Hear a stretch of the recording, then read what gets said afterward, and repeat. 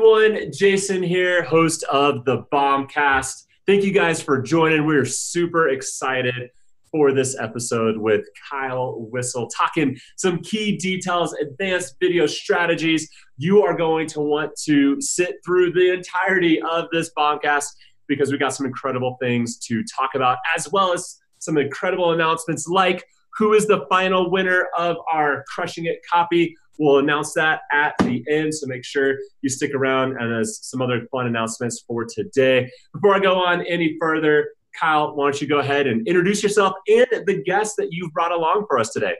Yeah, for sure. My name is Kyle Whissel. I run the Whissel Realty Group, brokered by EXP. We're in San Diego, California. We run a pretty good-sized team out here. We've got about 20 agents on the team. 10 support staff on the team. Last year, we sold over $200 million worth of real estate. So an amazing year. We're on track to meet or beat that this year. So we're super stoked. But today, we're really going to just talk about the video side of things. And in all honesty, like the honor that you guys, gave us would not have happened without Brian Kochi. He's my full-time media manager on our team. He's been with me. It's your 4th year, right, Brian? Yep. So Brian was with me from the beginning when we really dove into this video thing head first. And so I definitely want to have Brian on here because he is, at least half of what we're doing, if not more than half. None of this stuff would be possible without him. And he's just going to bring some real advanced strategies today, too, just to kind of help everybody who's watching the show to learn how they can really step it up with their video game. And if you guys have questions, sorry, Jason, real quick, if you guys have questions, put them in the comments below. I like to go really in depth. If I go too in depth, let me know. But if you have some really advanced kind of strategies you want me to go into, or Kyle or Jason go into, comment below so that way we can get into them. You took the words out of my mouth, man. That's exactly what I was going to say. Drop those comments in. We're all monitoring, checking it. So if we'll either answer it live or one of the team members will answer a question there. And again, that's the whole purpose of why you join us live is we want to bring you access to people who are actually doing this in their business day in and day out so that you can ask your questions and get them answered. So before we go any further, I first want to just get into a little bit, Kyle, for you. Give us a little bit of just your history with video. When did you start getting into video? And what was that motivator for you to really double down and build a support staff around video within your brokerage? For sure. So I've been coaching with Tom Ferry for a long time now. I think Tom was one of the first real estate coaches to really be big on pushing video out there. And back in the day when he first started pushing it, he was talking about using like Flip video cams, which Flip was like a huge brand, small little handheld cameras. It was the first time you didn't actually hold something like this and put it on your shoulder. You actually held it like a cell phone. And so Tom was really big pushing video. And I kind of looked at my business and thought about kind of where are my strengths and where are my weaknesses in this business. And in all honesty, you really need to play to your strengths and punt to your weaknesses. And so I knew that being on the phones was just not a strength of mine. That definitely was in the weakness category. And it was something that I punted to and have hired people around me to help out with stuff on the phones because I'm more comfortable on video. I love video. I enjoy video. I'm passionate about video. And so we really dove in head first on that. And if you're in any business, whether it's real estate or anything out there, think about your business. Think about what are you good at? What do you enjoy? What are you passionate about? And do more of it.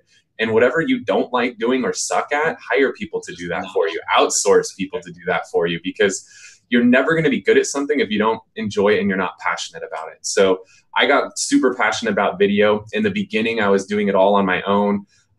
And I really didn't get a lot of content out because I was overthinking it. I was like, all right, I got to shoot it. I got to edit it. Then I got to upload. I got to do all this stuff. And I wasn't really getting enough content out. So I started out with another company in the beginning where, they sent us a webcam and I could just record the video really quickly. And then they would do the editing. They would do the uploading. They would do the copywriting and all of that stuff. And that was cool. And that kind of gave me my first taste of video. And they would send videos out to our database a couple times a month. And I started seeing a lot of results from it. I started seeing that when I'd send these videos out, I was getting really high open rates. I was getting engagement with people and I was having fun doing it. And I was like, man, this video stuff really, really works. And so I started thinking about ways to do more and more video. And, we sell a lot of homes. We sell a house every 22 hours. And so I looked at, our numbers from the prior year and realized we had sold 150 homes on the listing side the year before.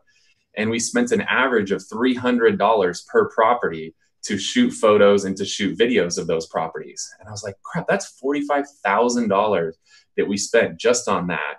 Then I was paying another company money to do some editing and stuff for us. And I was like, you know what? Why don't I just bring this all in-house? Like, why outsource all of this stuff? Let's bring it in-house. And I could probably pay somebody, a similar number to what I had been paying, but have it all in-house. And I could have somebody 40 hours a week. So they could not only shoot photos and videos of our listings, shoot a couple videos to send out to our database, but now that's maybe 20 hours of work. I got another 20 hours a week that I can come up with some creative stuff and really step it up with a video. And that's when I hired Brian. And again, this is his 4th year with me. So, we've just come up with all kinds of creative ideas over the last 4 years together, just constantly pushing the envelope. And he's a sponge for knowledge and loves to learn about, what's new and how can we tweak it, and loves to mastermind with other people, seeing what are you doing? What are you doing? What do you think of this? What do you think of that? So there's been a lot of masterminding, a lot of brainstorming, a lot of trial and error, a lot of conferences and networking events, all that fun stuff. Love it. Love it. So we got some good questions in, and I want to actually give these to you, Brian. First of all, when it comes to gear, and this is something that people are always curious about, give us kind of just high level. What are some of the cameras that you're using for video? I'm sure it's probably more than just one. And then also Walter was kind of curious about editing software, maybe more from that newbie standpoint that maybe they could be using for video. Yeah, so we just did a video on this about a month ago on our YouTube channel. I'll put the link up here later. But Kyle's really big on Facebook Live, Instagram Live, YouTube Live. You don't really need a ton of equipment for that, right? It's your cell phone. Your editing software is Facebook. It's pretty simple there. But going beyond that, kind of some of the stuff that I'm using, I use Canon and Sony cameras. If we want to get real technical, I'll just tell you the models people can look up later. But I use the Sony a7S, the Canon 5D Mark IV, and then a range of lenses and gimbals and lighting. I mean, if we really want to go into it, we can chat about it later. But getting started, I think the best advice is what Kyle kind of brought up a couple months ago in our video, is just start off with your cell phone, see what works, see what content is picking up. And I think that Facebook Live is the best used for a trial of an edited video, right? If you're just getting into video, just starting to produce video, instead of doing something like where you have me full-time, 40 hours a week, do Facebook Lives once, twice, 3 times a week. And once you go, okay, this one had a lot of engagement, this one had a lot of questions, kind of tweak that and use that as your backlog of stuff to create professional videos on. Yeah, love it. Love it. Other questions that are coming in are kind of around microphones and lighting, especially for lives. As you guys will see, we've got Matt, our producer here, that runs the live. You guys will sometimes see a cutaway shot of what we have in our setup. I got a microphone sitting in front of me that I use, and we just use a web camera and one light to kind of be able to do lives. It's really simple on that side of, you don't need a lot of things to go live. And frankly, the best tool to go live on is your phone, right? Because sometimes going live is about where you're at, not hosting a show like this, but during an event or a place that people are going to find interesting. And in that situation, you don't need anything special. Just go to your Facebook page or Instagram and just go live in the moment. And that's really, I think, where people are starting to see a lot of traction. Okay, I want to shift things just a little bit here. Thank you guys for the comments. Keep them coming. We'll keep asking questions. But I want to shift a little bit to the content side of things, right? So it's great to talk about video, and a lot of people are talking about video and the importance of video. But if you don't have something to say, or you don't have a video to put out there, it's kind of pointless. So Kyle, talk to us a little bit about your content strategy and where are the ideas for videos coming from, and maybe go above and beyond just properties and listings. I think that's typically where people go to as the easy place, but you didn't become the all-around #1 video influencer because you were doing great listing videos. There's stuff that you're putting out there. Tell us a little about your content strategy. Yeah, first and foremost, if you're doing listing videos, yes, you can do them, but please, please, I beg of you, do not stand in front of a property and tell somebody like, this is a 3-bedroom, 2-bathroom home that's 1,500 square feet, and it's got granite counters and wood floors. Like, they're not blind, okay? And they can read.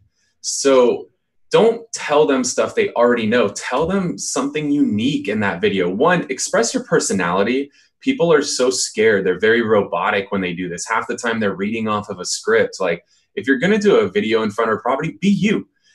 Be authentic. You know, don't wear a suit and tie if when somebody's going to show up and meet with you, you're going to be in board shorts and flip-flops. And, you know, vice versa. Like, be true to who you are, because if you look a certain way on camera and they meet with you in person and you're not the same, they're not going to work with you. So be true to who you are, have fun with it, show some personality, and then tell people things they don't already know that they can't see. So when you're selling like a home, for example, you're not selling the 4 walls and what's inside of it. You're selling a lifestyle that comes along with it. So tell them about the fact that 2 blocks away is Santee Lakes, which is a really cool place they can go with their family and go camping and fishing and boating and feed the ducks, right? Tell them about the school that's, you know, a mile away that was rated a 9 on greatschools.com. Like, tell them that kind of stuff. Tell them information they don't already know, and you'll find you'll get a lot more engagement in those videos. But outside of property videos, you know, one of the things that I think is really important is having some consistency. You know, we all watch TV shows, right? And there's Game of Thrones is kind of the go-to one that I go to, because people that are big Game of Thrones fans, like, they're obsessed with that show. Like, they know every Sunday night there's going to be a new Game of Thrones. They talk about it all week. And the second it's over, they start talking about the next episode. Like, people are obsessed with that. And if there's a Sunday that goes by and there's not an episode of Game of Thrones on, people are going to riot. Like, it's going to be crazy. You mean like the drought that we're currently in with Game of Thrones, and we have to wait freaking 2019 for the next episode? Yeah. Right? People are going crazy. They're craving it. Like, when is it going to come back? They're like pissed off that there's not an episode now. You want that same thing with your content. You need to be consistent. So we're huge fans of coming out with some sort of a weekly show. Let's say you're a lender, do the Monday Mortgage Minute. You know, I've got friends that love drinking wine. They do like Wine Down Wednesdays, 2-Minute Tuesdays, Foreclosure Fridays, you know, Deal of the Week Thursdays, whatever. Like, come out with some sort of show that's going to force you to do it on a weekly basis. And Kyle loves, I don't know if you can tell, Kyle loves alliteration. So if it has 2 or 3 of the same over and over and over again, you know Kyle had a hand in building that out. Yes. Our first show that we did with this theory was called Santee Saturdays. And what we did is went around and interviewed all the different business owners across the city of Santee, which is part of San Diego. We went and interviewed everybody from, you know, the restaurant to the nail salon to the chiropractor to the CPA to the insurance guy. And we interviewed all of these different business owners. And this was really one of the things that put us on the map when it comes to video, because we were doing something different than what every other realtor does. Because every other realtor is standing in front of their listing telling about the 3-bedroom, 2-bath with granite counters. And we came out and got in front of them as a realtor and actually gave them content they cared about, telling them about the new restaurant that just opened up down the street. People care about that. So Andrew just asked sorry to interrupt, but Andrew just asked a great question. I think it's going to tie right in. Do you feel like this type of content is helping you get more listing appointments? Like, that's great, you're doing this, you're the business, but is it actually turning in to listing appointments and thus getting more homes sold? Absolutely. So the 2 biggest things that have come out of the video series that we do, one, I got nominated for Person of the Year in my entire city, which is pretty freaking amazing. That is a testament to show that the people don't just like this content, they like it so much that they nominated me to get Person of the Year. That really shows you that people enjoy that content. And what we see is, you know, the beautiful thing of video is it's a way for people to get to know you, like you, and trust you without ever having met you. So people watch these videos consistently. I mean, we're getting anywhere from 10,000 to 3 million views on our videos that we put out there of these restaurants and businesses.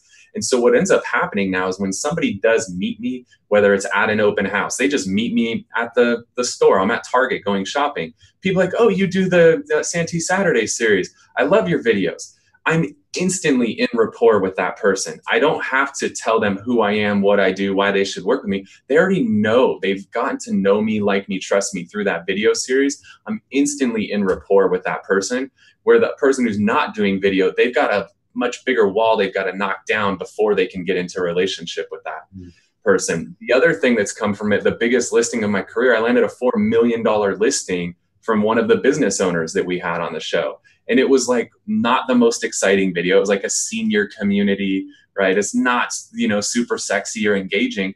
But little did I know, the owner of that business wanted to sell his house and decided to use me because we got into a relationship, because we went out and did them something that showcased who they are and what they're all about. So totally pays for itself. Yeah, I love it. I think that's great. A bunch of people just jumped on. Thank you guys for joining us. I'm sitting down with Kyle and Brian talking about advanced video strategies of how you can be using video in your business. It doesn't matter whether you're in real estate, mortgage, insurance. These are tactics that as you apply them to your business will absolutely make a difference. So make sure you drop your comments in. We're watching the thread as we have our conversation. The thing I kind of want to also just hear a little bit from both of you guys on is that everybody's in a different place of their video journey. There's some people that might be watching that are saying, they're seeing all the content that's out there and they're thinking, I can't do this, or I don't have, the right equipment, or I don't have the right things. Let's go to that person that's just starting. What advice do you guys have, or what lessons have you learned over the last several years for that person that's just getting into this, and where do they start? So I would say start right now, start tomorrow, or start today, and start with Facebook Live. It's super easy. And this is the great thing. The first time you do a Facebook Live, a bunch of people are going to get on it, and a bunch of people are going to be very positive towards you.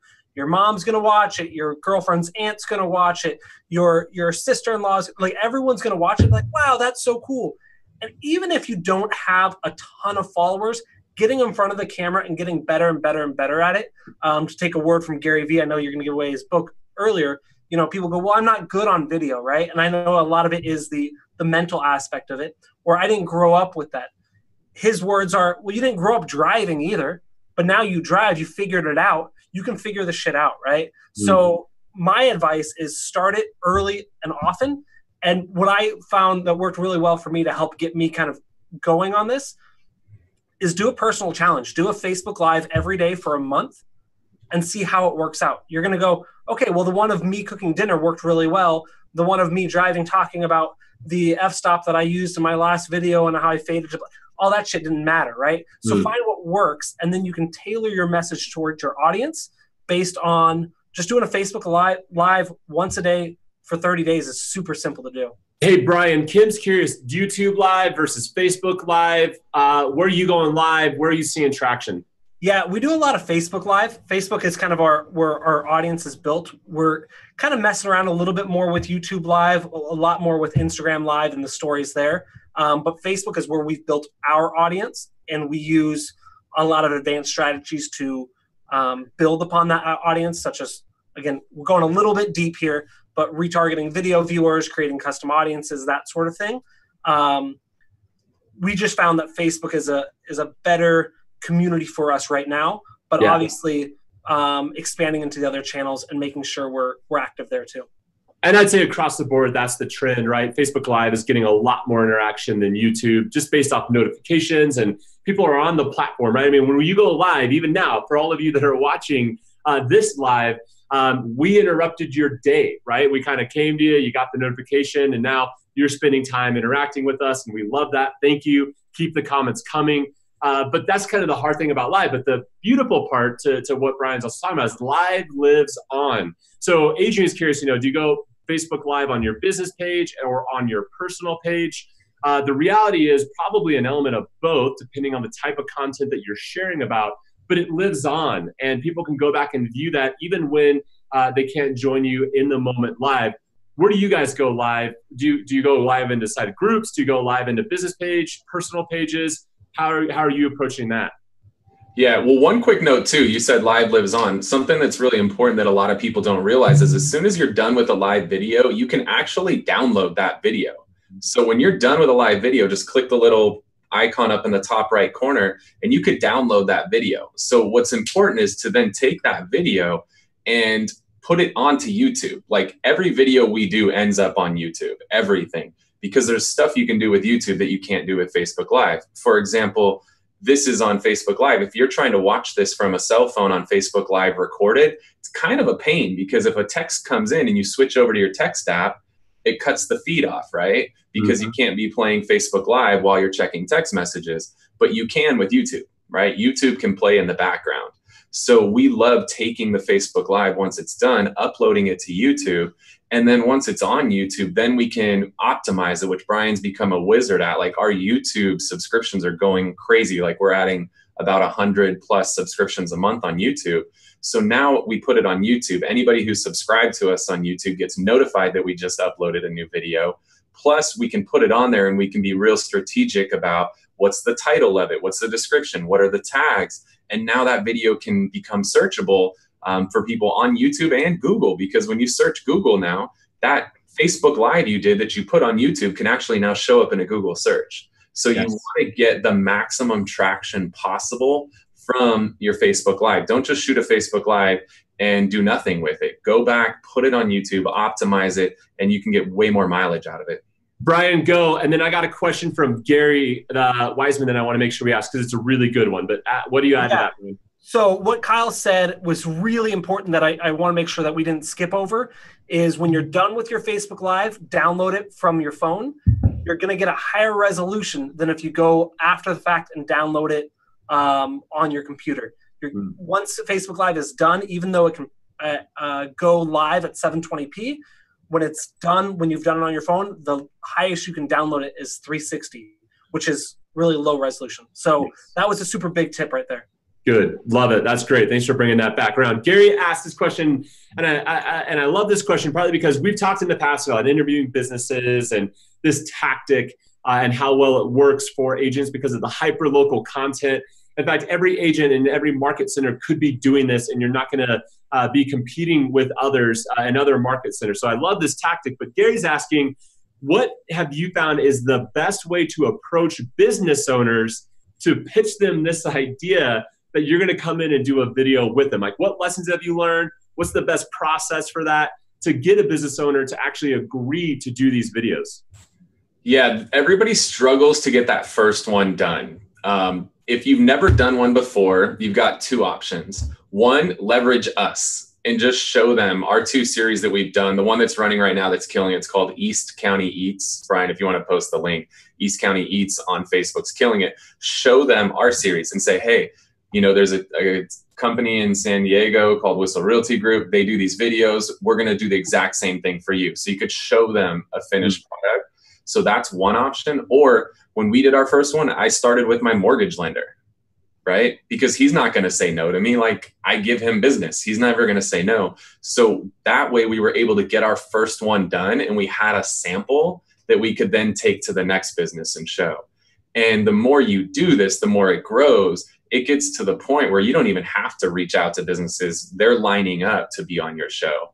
So when we, you know, air a new video, we'll tell people like, hey, if you know a business that, you know, would be a good fit for the show, have them go to this website, have them send us a message on Facebook. Like, we have a landing page built where they can go and say that they're interested. What we found is the businesses that reach out to us to be on the show tend to be way better interviews than the businesses we actually reach out to and ask to be on the show. Because the ones who've reached out to us are people who've seen it before, right? So they know what it is. They're excited about the opportunity to be on it, as opposed to the business where I'm trying to twist their arm to come on it. And then we show up, like, we give them something. This is really important too. If you're going to do something like this, and Brian, if you can share the link, we took the time to record a video up front that tells them exactly what to expect. So it says, hey, we're going to show up to the restaurant, and this is the first thing we're going to do. And then here's an example of it. And this is the second thing we're going to do. And the third. So they know exactly what to expect, so that when we get there, it diminishes the amount of time that we spend there explaining. We can show up and just get straight to it. But what we found is the businesses that want to be on the show, they watch that. They're like, I've watched the video 4 times. I've got everything ready. Let's do this. And the businesses who we prospected, you know, and asked them to be on the show, they're like, oh yeah, I didn't watch your video you sent. We're like, all right, now I got to spend 15 extra minutes explaining it to them because they didn't watch my prep video. So we love the businesses that want to be on the show. They're more excited. They're more grateful, everything. So as you start to grow it, start with our example or start with just an example with one of your friends that you know, and then grow it from there. Love it. Love it. Walter asked a good question about when going live, creating an event or just going live.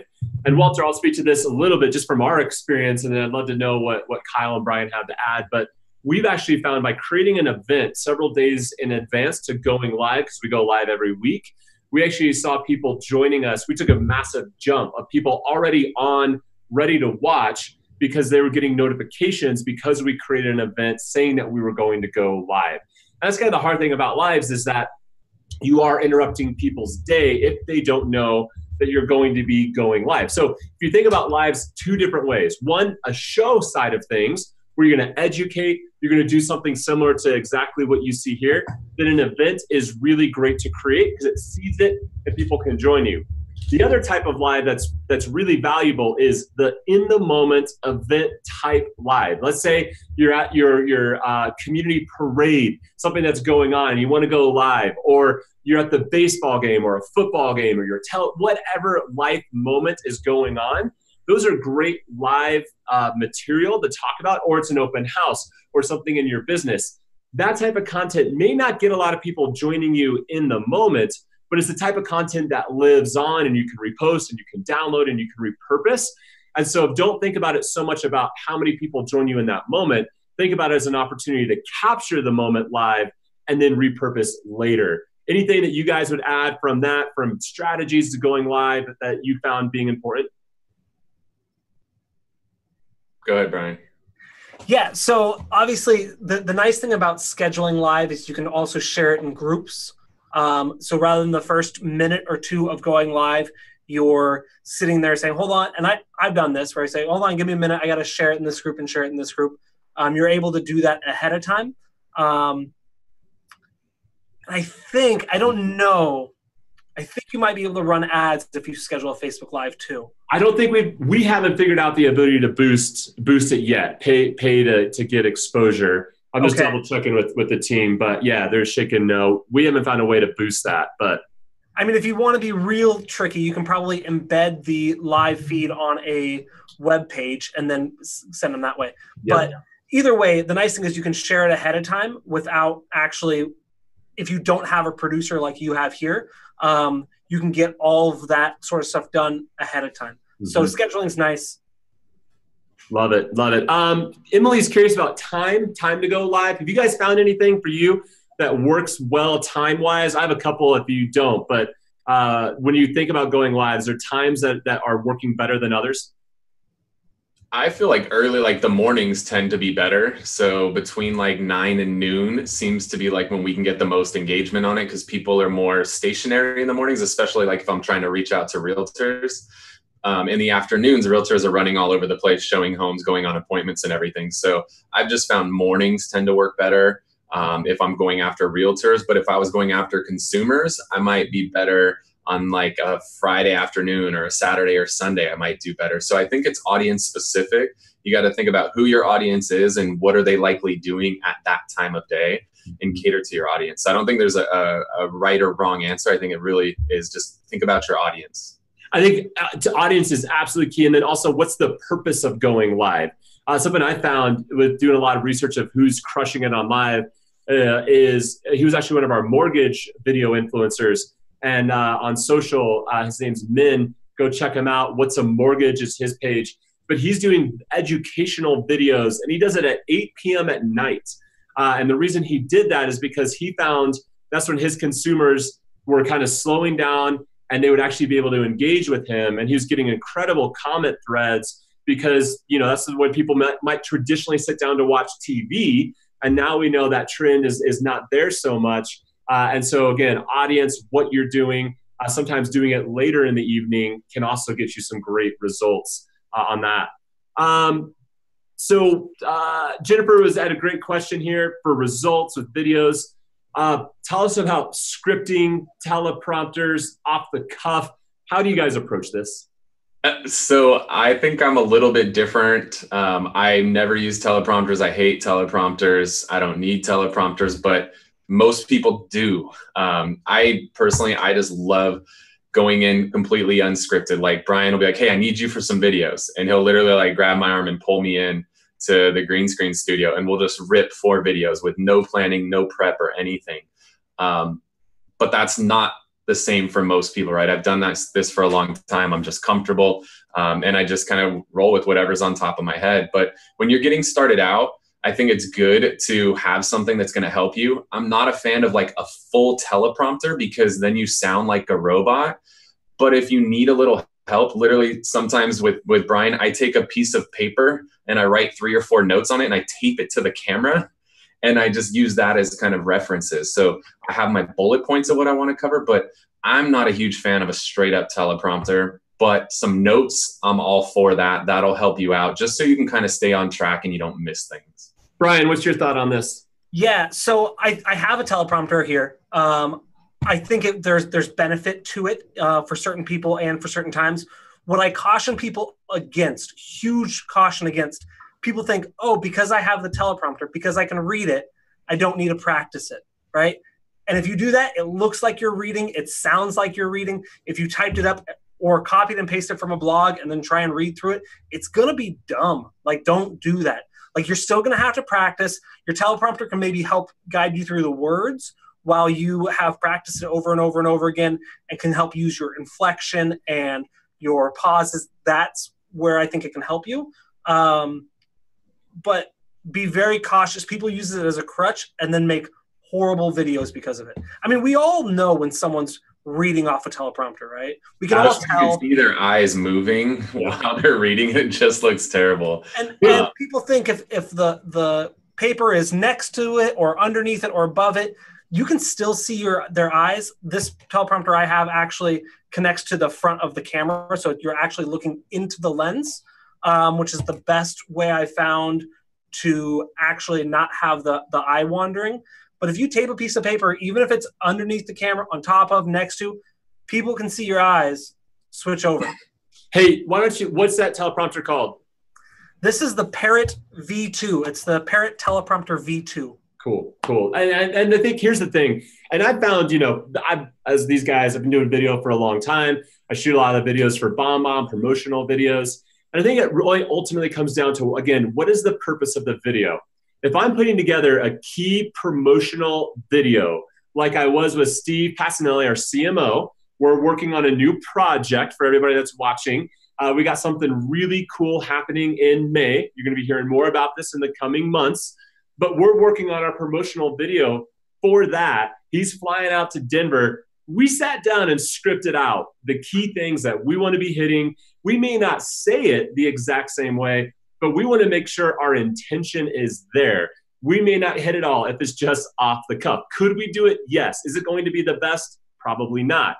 If it's a video that I know that is something that I do day in and day out, or I'm reaching out to an individual, I'm following up with Kyle or Brian, I don't need to script that out. So I think a lot of times it comes down to, what's the video? What's the intention? Is this the type of video that a bunch of people are going to see? Yeah, take the time, write down some things, make sure you're hitting those key points, so that way everything is being communicated appropriately, but don't get too hung up in your head either. So I think there's a balance between those two things there. One more note on that, Jason, too, is if you're shooting a video and you stumble in the middle of it, don't stop and re-record it from the beginning. Like, you're human, okay? Mm-hmm. You're going to have some mistakes, but here's the beautiful thing. Whether you're in real estate or mortgage or any other industry, people want to work with humans, not with robots. So if everything you do is robotic and it's absolutely flawless and perfect every single time, it's almost kind of weird.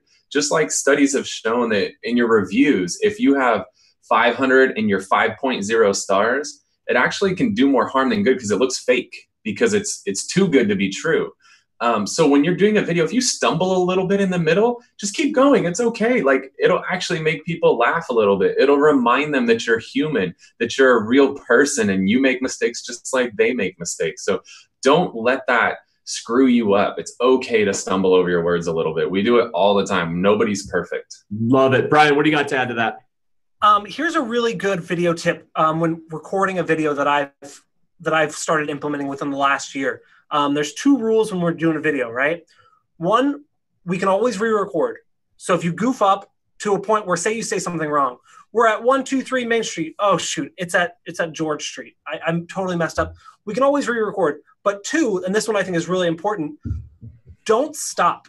So even if you're doing a pre-recorded video at a green screen like we have here at our studio, and you totally mess up, keep going to the end. Because if you only practice the first 15% of your video until you get it perfect, then once you go on to the second 15 or 30%, you're going to goof up on that. So you're going to say, hey, we're at 123 Main Street. That's George Street. Whatever, I'll keep going. And I really wanted to show you that it's real close to Santee Lakes, blah, blah, blah, right? Practice the whole way through. And then once you finish, re-record again, but say the right address. Love it. So good. And like, here's the practicality of that, right? I mean, this is you guys, you 4 years of experience of doing videos.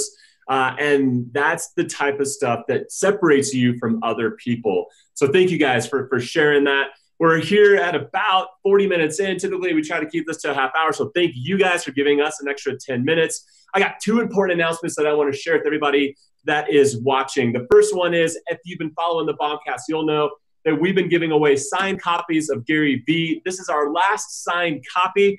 Everybody that's gotten the book has had to go over to Instagram, like us there, follow the BombCast newsletter. And this week, Gary Vee's newest book, Crushing It, is going to Bill Rizzer. Bill, hopefully you're watching. You get this signed copy. If not, we will be mailing it to you very shortly. So that's the first thing. Our final book, we'll be doing other giveaways in the months to come. So make sure you're paying attention to that. The second thing is, we've had Kyle on today because he's our overall #1 video real estate influencer. We produce this guide every year. Last year was our first year doing it. We're doing it again this year. And we're excited to announce that the nominations are opening today. So starting today through the end of the month, technically it's August 20th, so not quite the end of the month, between now and August 20th, our nomination period is opening. So you can go and nominate real estate agents that you see absolutely crushing it on video. As you can see, I don't know if everybody saw it. Kyle, bring that up again. If I was talking, they didn't see it. Kyle, you have to talk. No, yeah, nominate us. If you guys don't have one of these boards, you need one. If you watch these guys at BombBomb use them all the time, you should have one as well.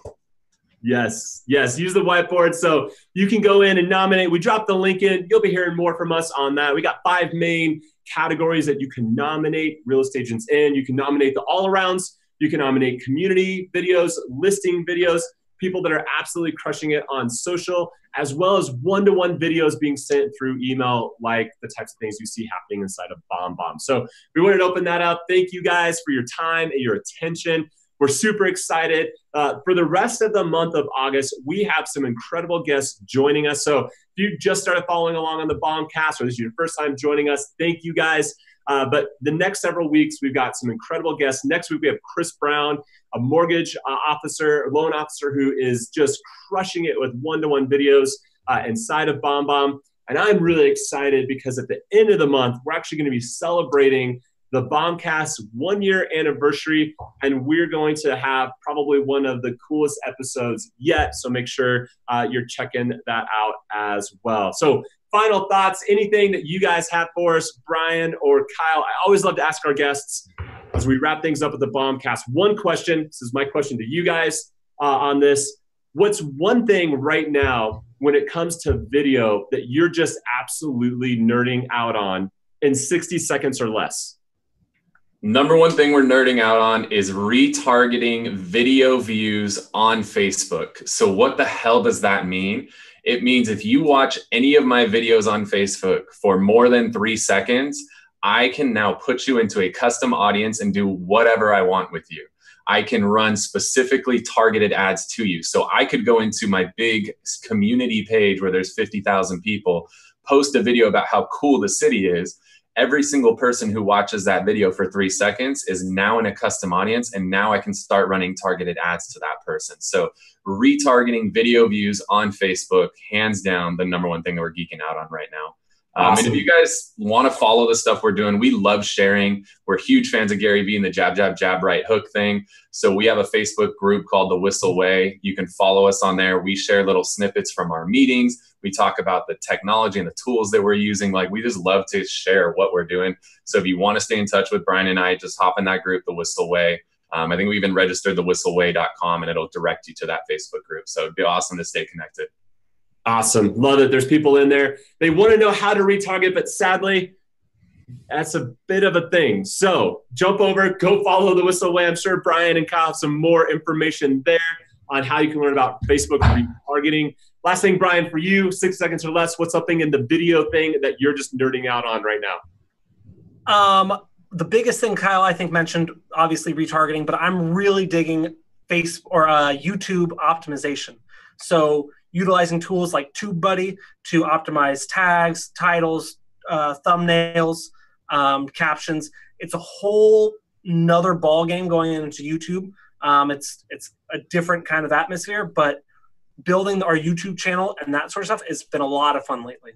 Awesome. Awesome. Well, thank you guys for your time. You guys are absolutely crushing it. Thank you for sharing all of your valuable insight. And thank you for everybody that's been watching today. Join us next week. We'll actually be going live on Wednesday instead of our typical Thursday, because that's what worked best for our guests. So we'll see you same time, 11 Pacific, 2 o'clock Eastern, live on Facebook with our guest, Chris Brown, not the hip hop artist, but the mortgage officer. We'll see you guys next week.